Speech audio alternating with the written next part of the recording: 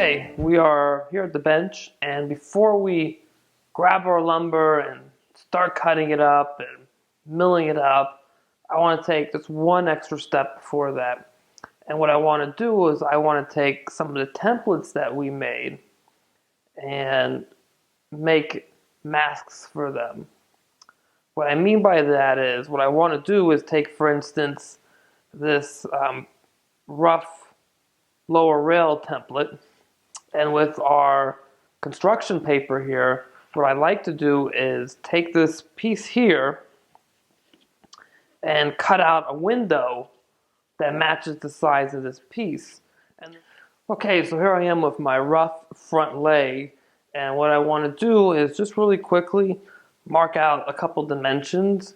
It doesn't have to be exact or anything like that, but I'm just going to try to come about an inch from the inside on the left-hand side of me looking at the construction paper, and just get my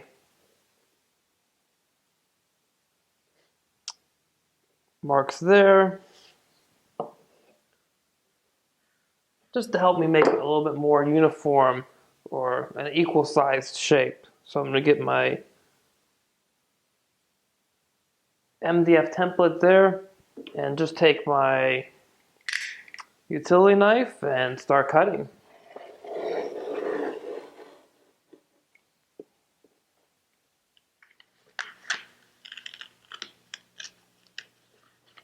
Now what we have is a window for our part. I'm also going to come another inch off on each side, mark that, and then cut the template, the mask template, off.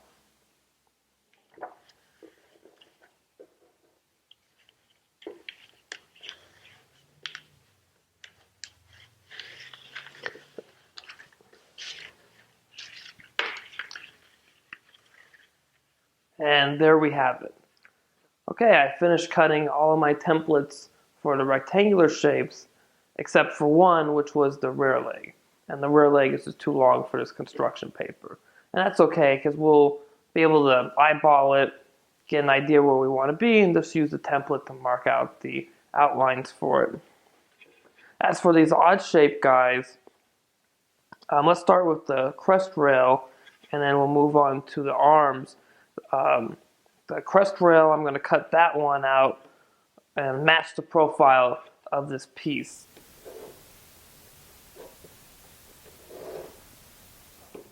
So just like before, I'm going to take my pencil and my square and just mark off an inch and come back with a ruler.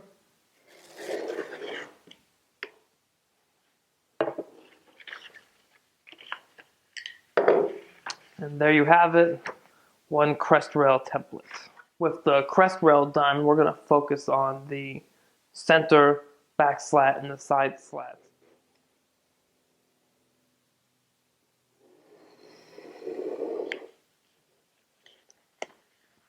All right, awesome. Great.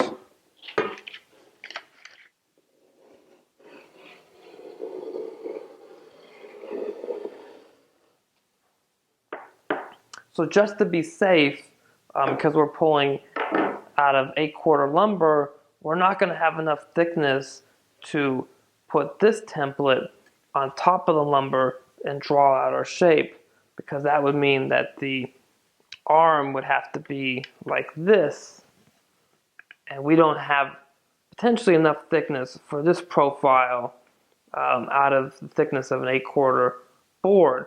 Instead, what we need to do is flip it over so that we're looking at the top profile when we mark out the board.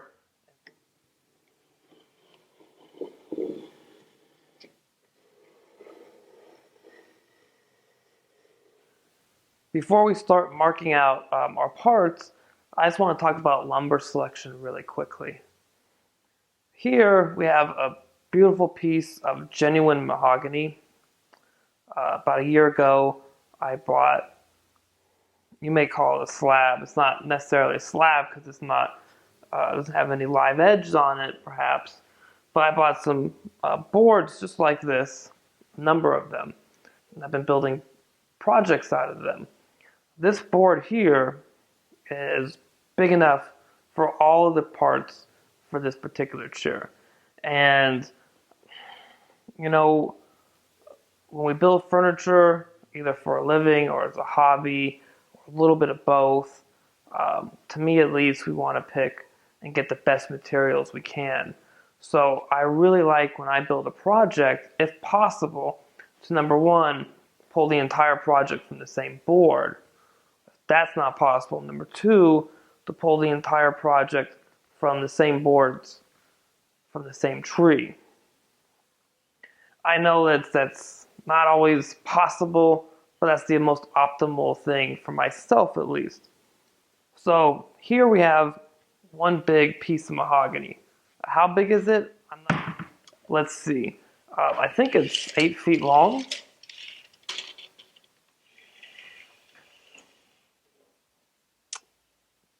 It's 103 inches long.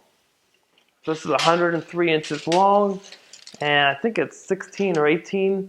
Yeah, it's 17 and 3/4 of an inch thick there. It's 17 and 3/4 of an inch thick. It's so big that I can't show the entire board on the camera.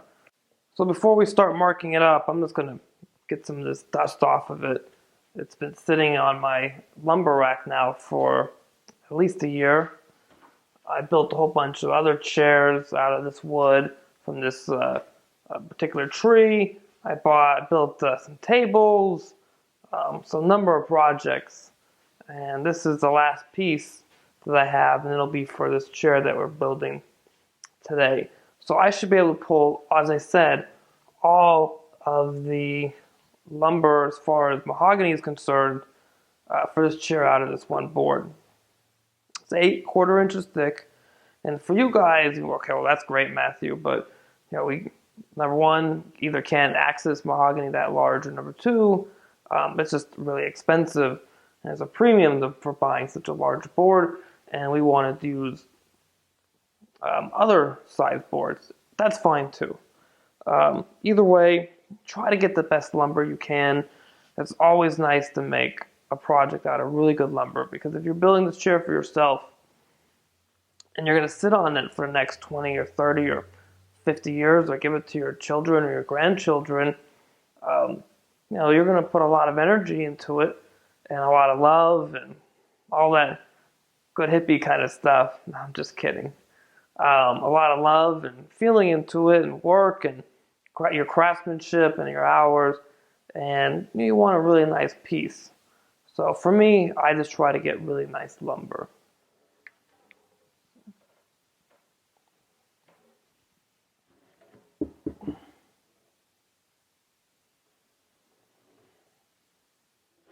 There's a good reason for flipping the board over besides to take a look at the other side. Flaws and checks and cracks you may not see on one side could be visible on the other side. And that's definitely true in this board. So what we're looking at right now is a part of the board, and I'm going to point it out, where obviously it hits some planer at some point, and there's some dips here, and that's not the big deal. The big problem is right here. There's some kind of crack in the board. It was not visible on the other side. So we're going to need to be aware of that. So with the board down now, and I've been taking a look at it and studying it, seeing where I like different things. And the first thing I did was I brought over the crest rail pattern. The reason I brought over the crest rail pattern is a part of the grain in this board really jumped out to me, and I thought, that'd be really great for the crest rail. Let me see how it's going to look. So right here is some grain that I'm really liking for the crest rail.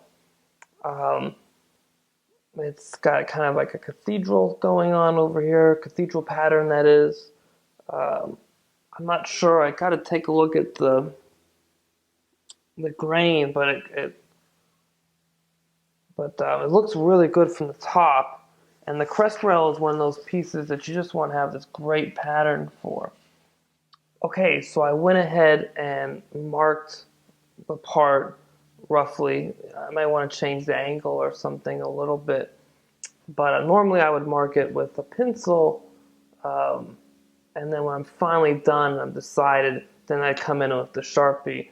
But for you guys, so that you can see it more clearly, I've marked the part with a pencil. Sorry, with a Sharpie. And the whole purpose of this, as you can see from here, is it allows us to, through the window, see where the part may or may not be. And then once we like that location, we can then outline it with our pencil or pen. And then now we have our part location picked.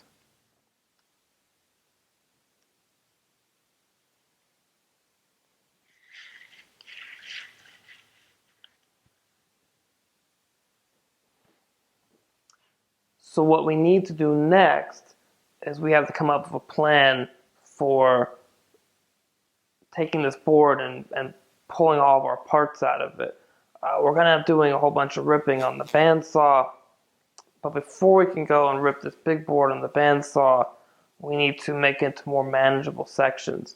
But I did have some divisions of space, so I'll be able to come in with the circular saw and trim down a couple of these sections, make them more manageable for using the cut on the bandsaw.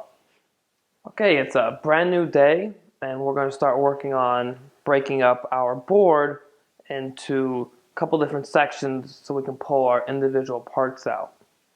A couple of things I wanted to say before we get there. First was, once we pull all these parts out, what we should not do is we should not mill everything up. I'm a big proponent of just milling what you need when you need it. And also, second thing I wanted to point out is, I don't know if you can tell or not, on my back wall here, I have all my templates up now. And I just like being an organized person. So for me, it gets everything out of the way, up on the wall. It's easy to grab, and I always know where they are. Okay, I have these pieces of 3/4 inch plywood. I've been using them for years. You can tell there's cuts in them all over. And they're really great for raising the boards up above or high enough so that when you set the blade depth, it doesn't cut into the tabletop.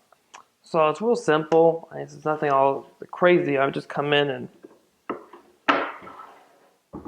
I end up lifting the board.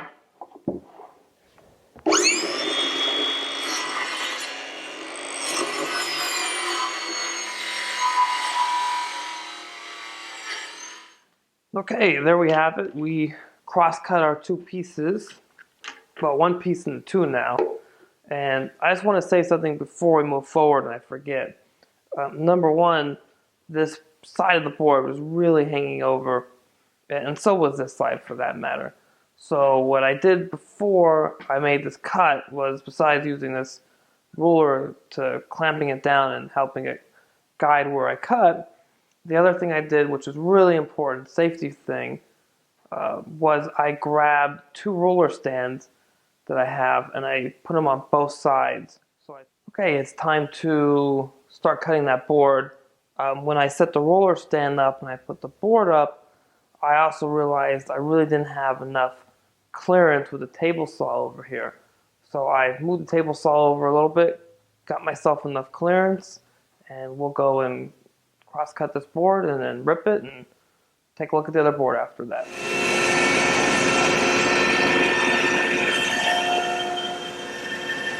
Well, after realizing I didn't have the room I needed to make this cut with the door closed, I opened the door, angled the bandsaw, and we're now going to rip this board out into the wild blue yonder, and that'll give us enough room all around us. I've moved the hammer jointer planer as well over a little bit to give us enough room on the right, and we're gonna rip this bad boy.